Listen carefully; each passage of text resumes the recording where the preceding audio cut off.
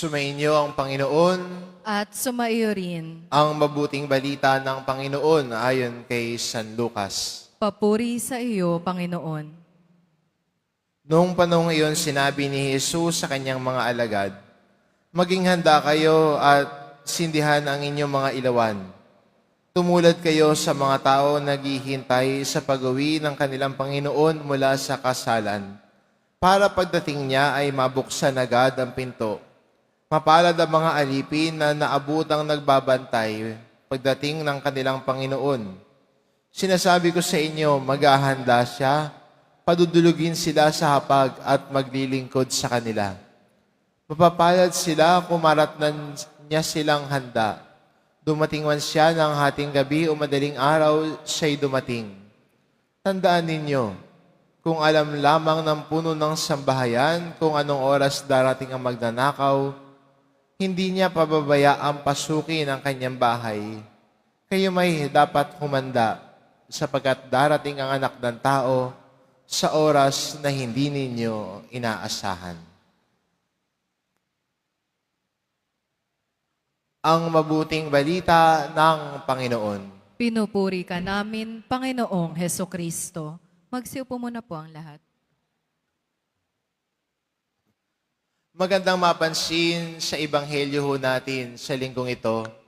Kung babasahin po natin ang mas mahabang bersyon, ay sinasabi doon sa atin na kung saan ang iyong puso, naroon din ang iyong kung nasa anong pinahahalagahan mo, naroon din ang iyong puso.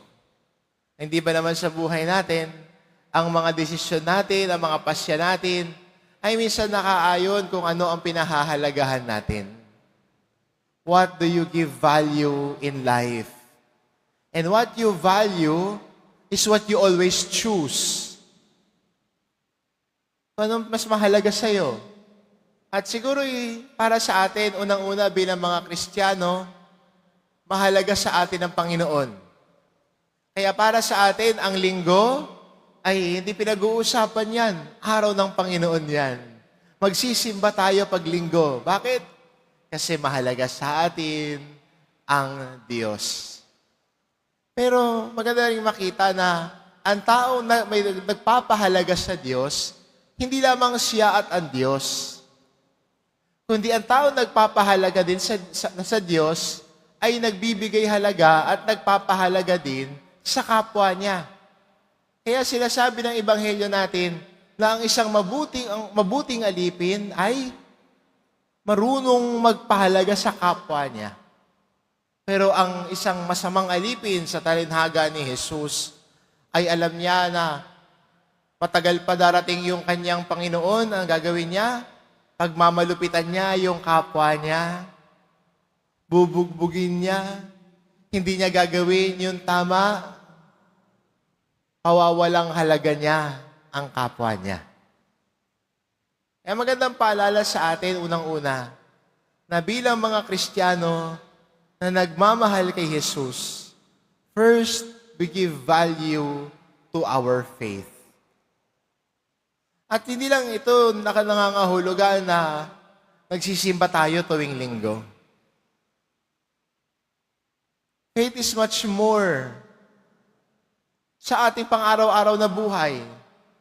Do we give value to our faith? Hindi lang paglinggo, kundi araw-araw.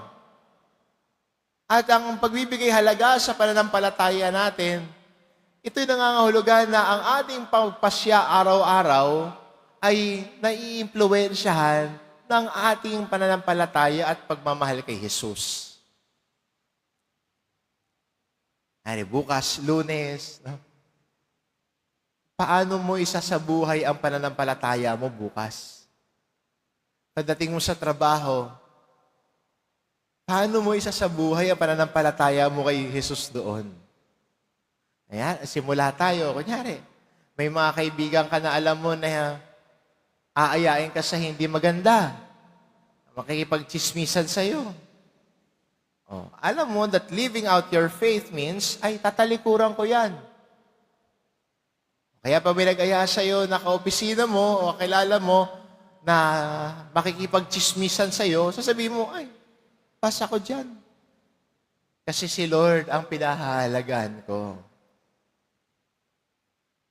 Kunyari sa mga estudyante, siguro may exam bukas, sabihin ng kaklase mo, ay, kopyahan na lang tayo.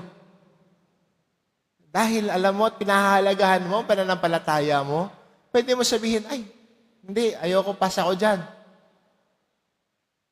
Mag-aaral na lang ako kaysa magkopyahan tayo. Di ba, hindi ko maintindihan masyado. Kasi, alam mo na pag mangungopya ka, hindi maganda yon. Hindi mabuti at hindi tama yon. Kaya ang gagawin mo yung tama dahil pinahahalagahan mo ang pananampalataya mo. Living out our faith is not only seen sa pagsisimba, pero pang araw-araw natin buhay, paano ba natin pinahahalagaan ang pagmamahal natin at pananampalataya kay Jesus? Pangalawa ho, bilang mga nagmamahal kay Jesus, marunong din tayo na magpahalaga sa kapwa natin. Kunyari na yung paninira ng kapwa, pinawalang halagahan natin yung kapwa natin. Pagbuhay ng may buhay at sinisiraan mo yung kapwa mo, hindi pagpapahalaga sa kapwa yun. You are devaluing and removing value to the other person na sinisiraan mo. Pero ang paanyaya sa atin ng Diyos na sana'y bigyang halaga natin yung kapwa natin. To respect and to value also the other person. Lalo na ho sa panahon ngayon, mabilis tayo mawalan ng halaga sa kapwa natin o walang pahalagahan ng kapwa natin. Mabilis tayo manira, mabilis tayong mangkotsa ng kapwa natin. At tingnan mo lang yung mga comment section minsan, no? Minsan, makikita mo, Bible verse yung profile niya. Pero kung makapagsalita naman sa kapwa, kala mo, hindi tao yung kausap niya. Kung ibaba niya, at sa pagsasabihan ng masasakit na salita, hindi naman niya kakilala. Diba? Minsan, no? We lose and we do not put value on the other person. Minsan, yung kasama mo sa bahay, minsan, pag mainit ang ulo mo, you devalue the person. Bakit? Minsan, pagsasalitaan mo ng masasakit na salita, minsan, take note, ha? Minsan, yung mga salita, yan pa yung nagtatagal eh. Yan pa yung minsan na mas tumatatak sa puso ng isang tao. Lalo na kung yung mga salitang yun ay mga masasakit na salita. Mga salita na ibababa siya. Minsan yun yung nagtatagal eh. Minsan yun yung nanunuot sa buhay ng tao eh. Sana bilang Kristiyano, we do not put the value of another down. Kundi tayo bilang mga Kristiyano, inaangat ang kapwa natin, marunong rumispeto, marunong magbigay halaga. Bakit? Kasi ang Diyos, pinahahalagaan din tayo. We are valuable in the eyes of God. Mahalaga tayo sa Diyos. May halaga tayo sa Diyos. Dahil unang-una, minamahal niya tayo. Kaya sana, bilang mga Kristiyano na nagnanais sumunod kay Jesus, bilang mga Kristiyanong nagnanais na maging natumulad kay Jesus, unang-una, let's give value to our faith. Pangalawa, bunga ng ating pagbibigay halaga, sana bigyang halaga din natin ang kapwa natin.